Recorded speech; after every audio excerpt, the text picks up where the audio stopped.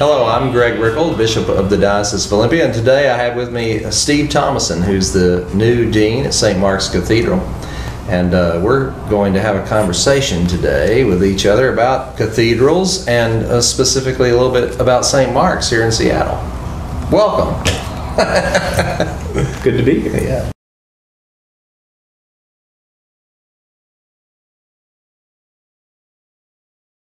You called me the new dean, and it's been almost a year now since I arrived, although it still feels new in many ways. Yeah. But what a great privilege it is to be in this place where I've been so welcomed, and the opportunity for the cathedral in a new era and the diocese under your leadership, and to see how these things are coming together. You and I have a long-standing relationship, friendship, and that was a natural start, but it's just blossomed from there with so many other people involved. Yeah, I totally agree. And you know, I think this is one of the relationships, I think one of our former bishops said to me, I think may have said to you too, that one of the relationships that really must be about as solid as it can be is between the dean and a bishop. And I think we have a great opportunity here for that to be the case, because you and I certainly have had a long relationship long before this. We would have never dreamed we'd be here, I think. So for me, the new era starts with that relationship, the one you and I have, but even more, it's the relationship that we will have with the entire diocese, with the congregations that are out there, with the worshiping communities that are in our diocese. And to me, I think we have just a very fruitful beginning for that kind of relationship to develop. Yeah.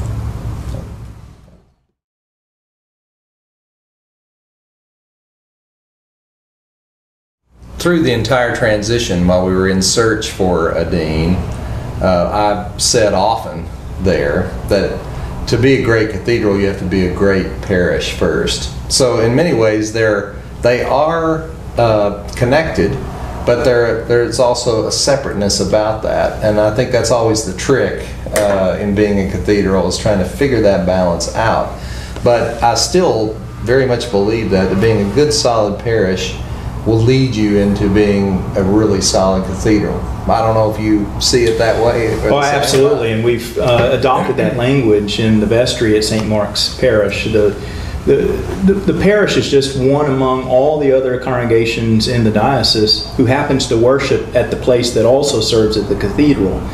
But it's that spiritual home for that group of people, and there's a vestry there, and they actually called me to be the rector of that parish while also serving as the dean of the cathedral for the diocese. And so there's that synergy there.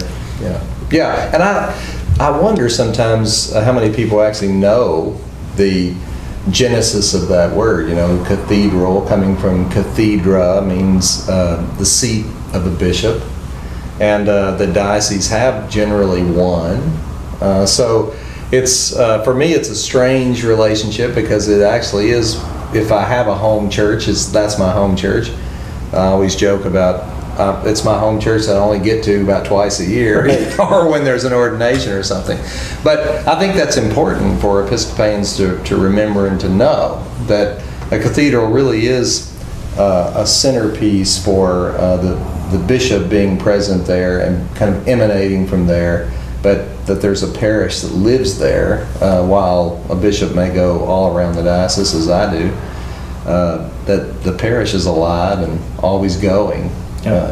Even when I'm not present. And it's always a delight to see you when you are able to get there, but we know you're out and about through the diocese most of the time. Yeah, and I can truthfully say it's a joy to be there when I am. I mean, I think there are places where some bishops might not say that, but I say it. I mean, it's really a great place to be. I like to go there, and in many of our parishes, I wish I could go back every week. You know, I go someplace and say, I wish I could come back. I don't get to do that, but at least at St. Mark's, I get to come back on a fairly regular basis. And there may be some parishes that are glad that the bishop isn't around. Yeah, right. Exactly. But that's not the case at St. Mark's. I promise you that's true.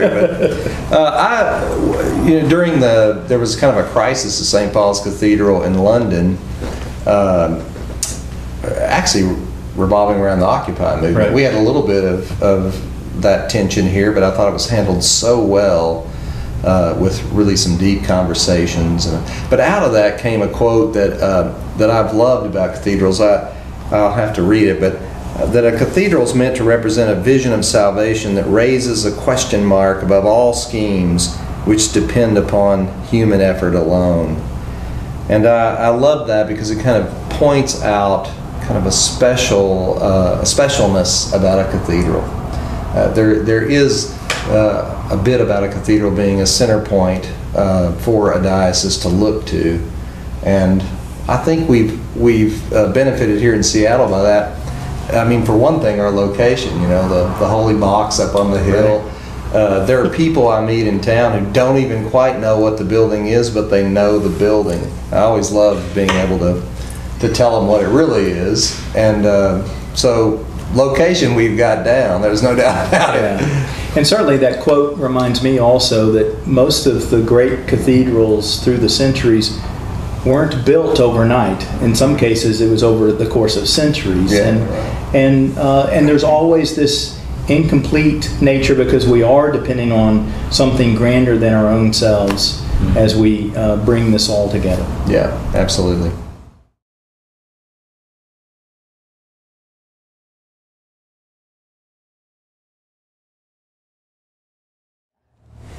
I think the dean answers this very well, so I'm going to let him start. I've got my thought on it, but maybe he'll start with your cathedral. It is a word that we're both using, and I hope we continue to do that. And intentionally so. The notion is that even though there is a parish who worships there week by week, the diocese has claimed this place as your cathedral and an opportunity for all of the people to have a sense of ownership and pride surrounding this holy box on the hill, and an opportunity for great things to rise up from this place as a common place of meeting and of worship for special services and such, but also for the opportunity for us to, at the cathedral who are there week by week, to learn from all of the great things that are going on around the diocese and replicate that. Yeah.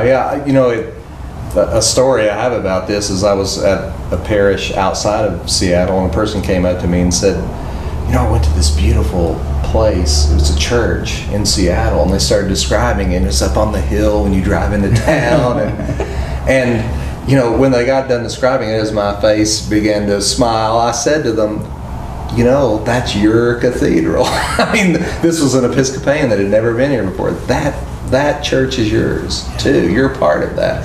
So I always think of that when I use that word. I would say too that I use it often very intentionally at Christmas and Easter when I am at the cathedral.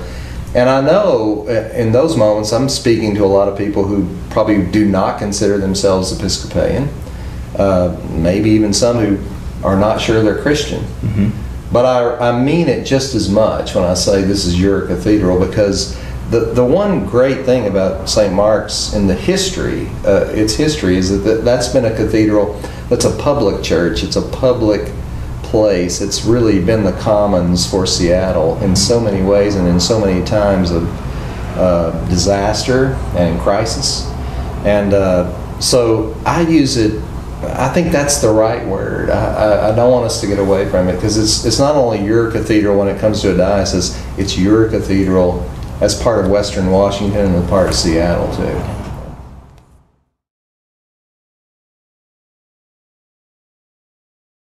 The special events that are just a natural part of our life as the church in this diocese in Western Washington. Ordinations happen from time to time, special services, any services that sometimes a smaller church, for a burial, for example, of someone who is well known and may not be able to be in their memorial service in their church, know that your cathedral is available for those very things in those special circumstances. Next year we've got the Episcopal Preaching Foundation coming. Great world-renowned preachers will be here for the benefit of the clergy across the diocese and beyond. Yeah, absolutely. Yeah, and I think that's the way the doors, where it really does become a public church. I think I understand that the ELCA Lutheran bishop, essentially their service welcoming him as the new bishop is going to be at our cathedral, and that's their cathedral too. So it's that's when we say your cathedral, it's everyone's cathedral. One of the great events we had there was one around the issue of Islamophobia, and that was a huge event, and it was wonderful in so many ways because we had three major faith traditions all in one roof, and there are just not a terrible many places in Seattle where that would be okay, or a place where we could make that happen. And it was one of the finest hours of our cathedral that I remember. We've got a great photograph of you and an imam and a rabbi, the three of you leading a worship or a prayer service together on the steps in the nave. Right. Yeah. It's on our website. It's be one I'll never forget. Yeah. And for all those groups to say prayers under the same roof, and for basically everyone to be okay with that, was a wonderful thing. There were protesters out front. Yeah. they showed up. Right. But the prayer of the people carried on, and that's what a cathedral really is all about. Yeah. And this year we brought back a Cathedral Day type event for the benefit of all in the diocese at your cathedral, a celebration of the Spirit Festival. You and I got wet a little bit. We set up a dunking booth for the bishop, and somehow he handed it off to the dean. I'm not sure how that happened. It was cold. I didn't want to stay in there all that long. That's right. That was a lot of fun. A good day. We'll have more fun like that in years to come, I know. Amen. So.